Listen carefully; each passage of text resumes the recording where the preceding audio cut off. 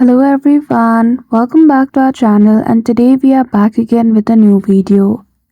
So in this video, I will show you how can you easily recover your banned YouTube channel.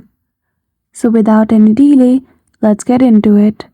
For that, firstly head towards Google application and go to Google Help Center.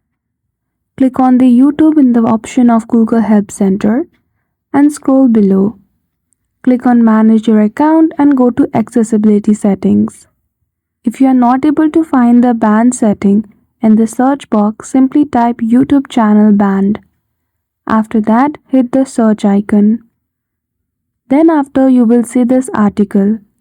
Scroll below through it and choose the option of how do I access the YouTube channel. Then click on the community guidelines. Scroll below and follow this step. If it works for you, great. If it does not, you will see the option of form. Click on it and provide your details.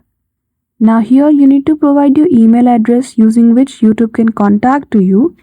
It might not be same as the Gmail account used in your YouTube channel. At the end box, you need to describe your problem of why you think that YouTube might have banned your channel. After providing all the details, click on I am human and submit the form.